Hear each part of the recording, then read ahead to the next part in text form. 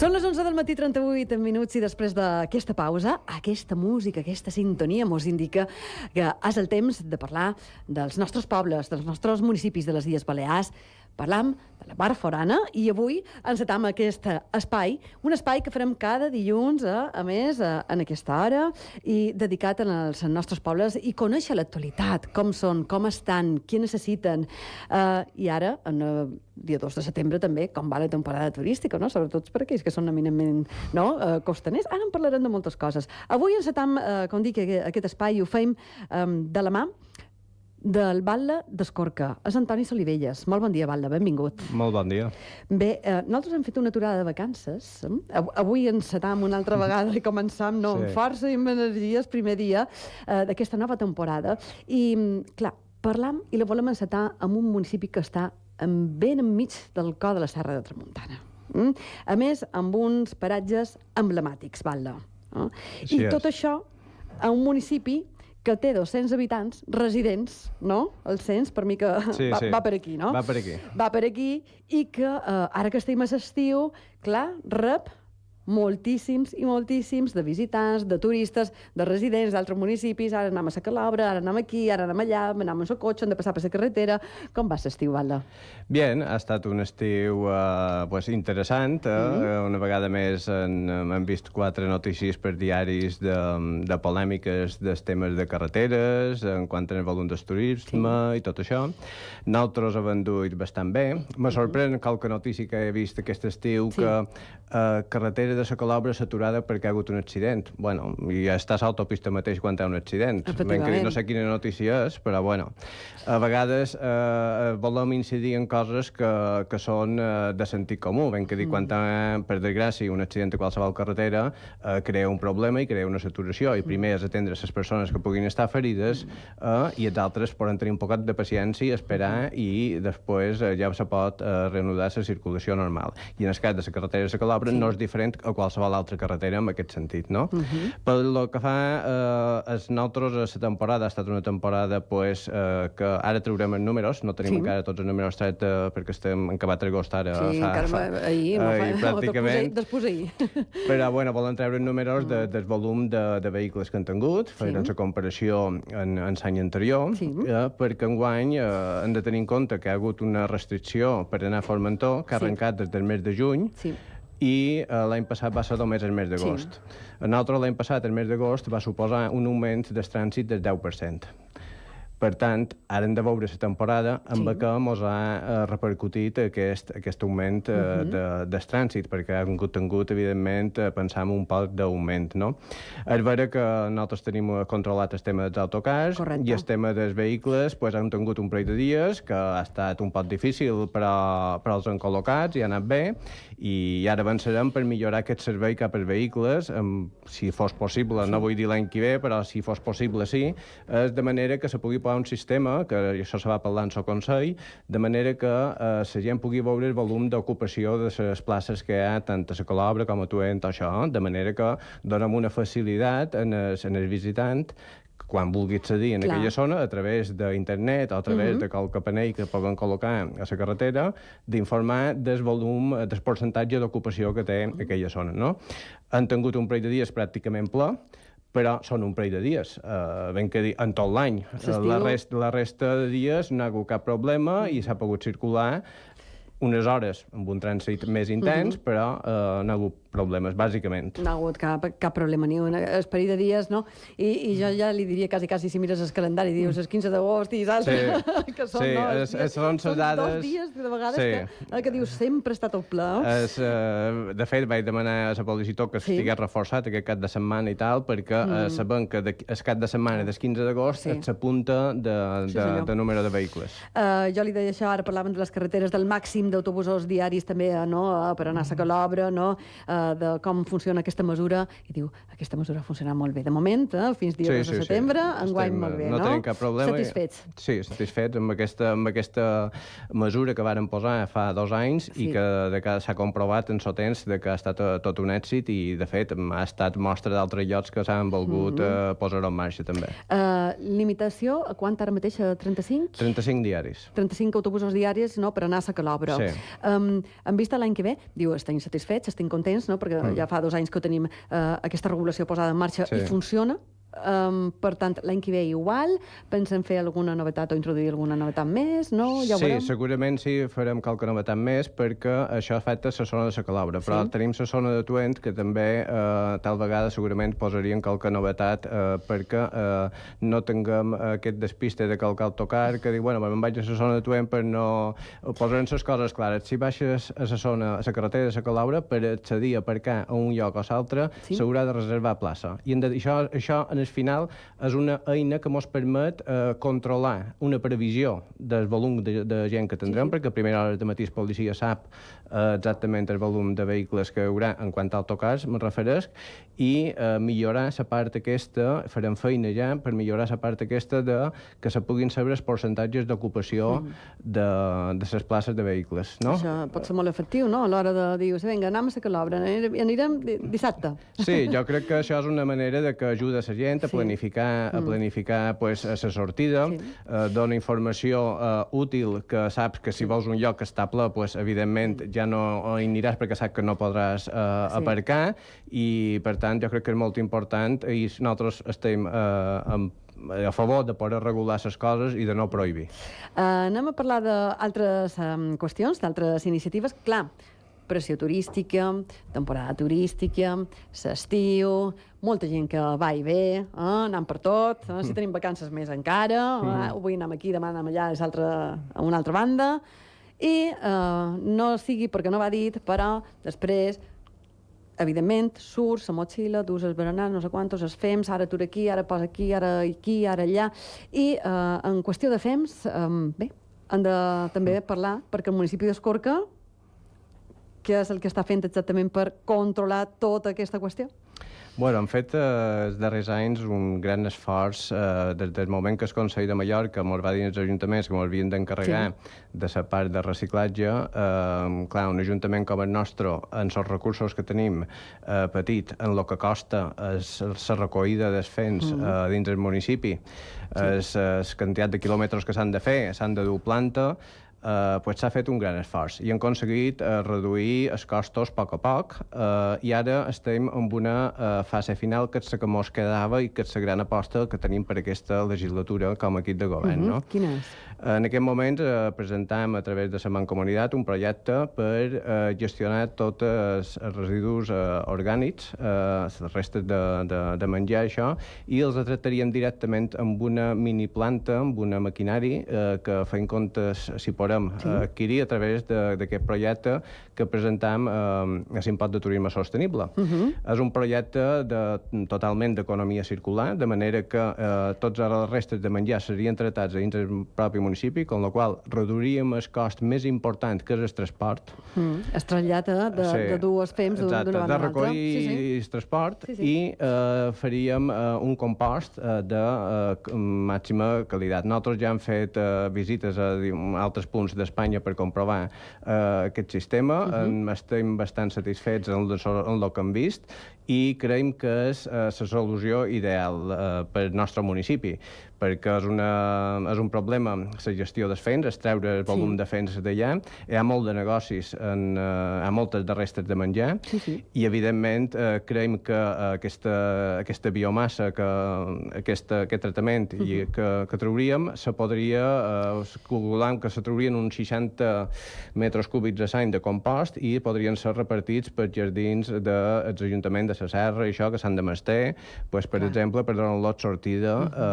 I és un cost que és una reducció del cost importantíssima. Parlava de l'economia circular, no? De dius, tenim un rebuig, l'anem a aprofitar per tenir, per exemple, aquest abonament per jardins, no?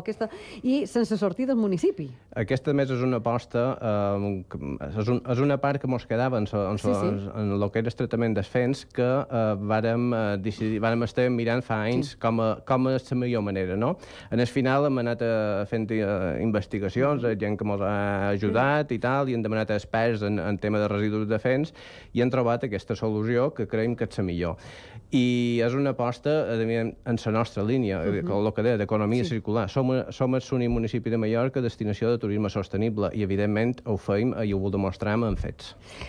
Val, diu, presentarem aquest projecte per la gestió de residus orgànics, aquesta miniplanta, tot això ho farem dins el municipi, ja no haurem de gastar, endur la matèria orgànica a una altra banda perquè facin o reciclin o el tractament que du rebuig, la matèria orgànica.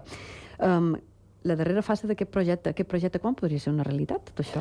Bueno, aquest projecte podria ser una realitat si que nosaltres, evidentment, és una cosa importantíssima. Necessitam la financiació. L'Ajuntament no té la capacitat econòmica per generar suficients recursos per poder generar això. És important aconseguir una financiació del 100%.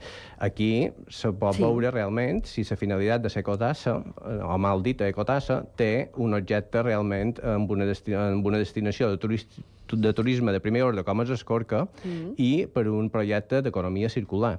Jo crec que això seria un autèntic exemple de que els dobbers se poden destinar a un lloc on realment és de justícia i que realment la finalitat té un objecte, en aquest cas, com dèiem, de crear una economia circular. Per tant, nosaltres és evident que és imprescindible la financiació. Si pogués sortir endavant entre una cosa, entre tot el papeleo que diu, tot aquests procediments administratius, etc., calculant que en un any i algo podrien tenir en marxa aquest projecte. Ben interessant, aquesta miniplanta projecte per la gestió de residus orgànics, tot dins el mateix municipi d'Escorca, fer-ho allà mateix. Calculam que se tratarien unes 200 tonelades a l'any. 200 tones de residus orgànics a l'any. Només d'Escorca, sí. Només d'Escorca. Hem de parlar de... I són 200 habitants. I són 200 habitants. I això com mem. Bueno, som el municipi que més fens genera per habitant d'Europa. Per la qüestió de visitants. Exacte. La qüestió turística, la qüestió dels visitants, tots els que arriben, és a dir, que dius, no, és que els 200 veïnats generin aquest volum de fets. No. Estàvem parlant de visitants, parlant del municipi d'Escorca, hem parlat de la Calobra, hem parlat de Calatuent, de Combano, també, d'aquesta experiència, de la limitació dels 35 autobusos, per exemple, per anar a la Calobra, que és el segon any que ho duen a terme i està donant bons resultats, com bé explicava ara. Com s'aconsegueix l'equilibri entre tots aquells turistes que visiten Escorca i els 200 habitants d'Escorca?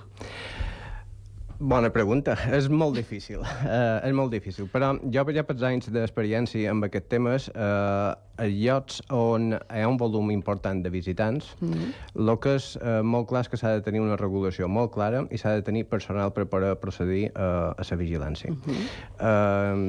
Nosaltres a la Calobra, en plena temporada, anem agafant... Ens fa falta policia, anem escassos de poder tenir més policia. Esperem en un futur que pugui ser així. I el que se tracta és que en llocs que hi ha un volum de visitants importants, diàriament, el que ha d'haver és personal que guiï tots aquests visitants. No val exposar senyals, perquè si no hi ha vigilància, les coses no funcionen. Quan la gent arriba a la Calobra ja sap que ha d'anar a un pàrquing, ja sap que ha de fer això, els autocars saben el que han de fer, saben en sort que s'han de col·locar, etc. Calatuent, igual, ben que dir... Què passa? Un altre tema és el tema de la carretera, que a vegades se parla de la carretera de la Calobra, que si té saturació i tal. Bueno, una cosa no hem de confondre la saturació amb la falta de fluïdesa, perquè molts de visitants que venen, el 90 i pico %, són nous cada dia. Clar. I molts són estrangers. I els estrangers, per aquestes carreteres... I van conduint com poden. Tenen por. Se compren. Quan te trobes un autocar o quan te trobes un altre cotxe o un lloc estret... I una carretera estreta, efectivament.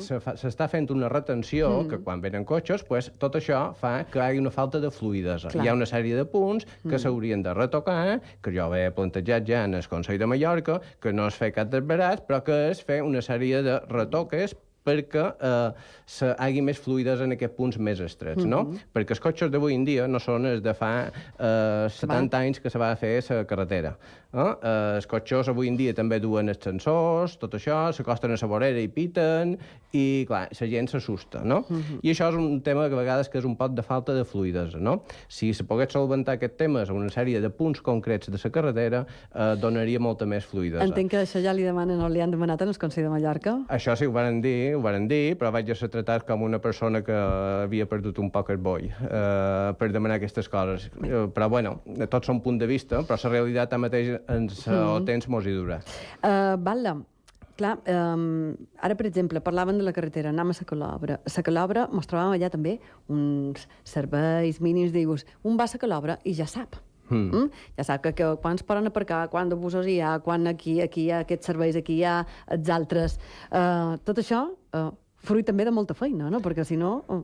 Sí, evidentment, el que se trata, nosaltres apostam per donar màxima qualitat en el servei turístic, no? I al mateix temps intentar que els nostres veïnats puguin tenir una convivència tranquil·la, no? I no és fàcil, Tenim unes hores, que hi ha molt de turistes, però els limitats 35 autocars ha fet que dies concrets on hi havia molta més gent, s'ha reduït i s'ha repartit durant els dies.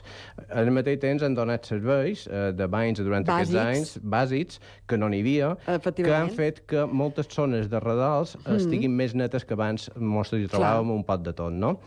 Però el que deia, un lloc on hi ha tanta gent fa falta vigilància. I si tenim uns dobbers que se recauden amb un impost de turisme sostenible en aquests municipis on tenen aquesta problemàtica com nosaltres tenim a la Calobra, és necessari dotar uns serveis de personal que puguin estar bastantes hores en el dia per donar aquest servei d'atenció al turista, de vigilància, i en això hi guanyarem tots. En el final, en qualitat del destí, hi guanyarem en que no passaran segons quines coses a hores que no hi ha vigilància i que a vegades són notícies, no? Parlaven d'aquests serveis mínims, ara parlaven dels banys, per això deies una feina que ja s'ha fet, de donar un mínim a la persona que va a Calobra, que va a Calatuent. Se farà alguna cosa més en aquest sentit?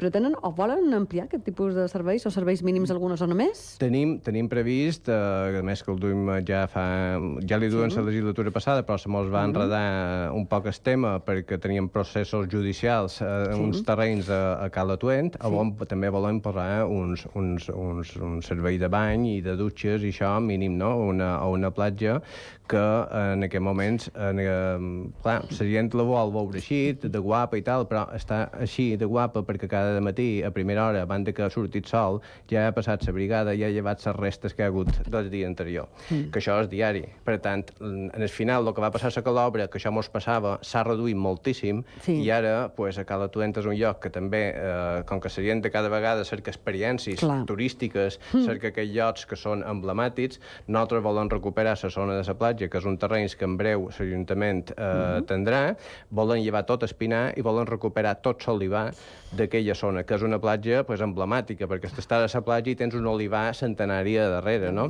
I això ho volen fer l'Ajuntament i, acompanyats d'una zona més retranquejada, que no es penyi la vista en cap moment, posar uns serveis bàsics de banys i dutxes perquè s'agraeix, es pot tenir un lloc on anar.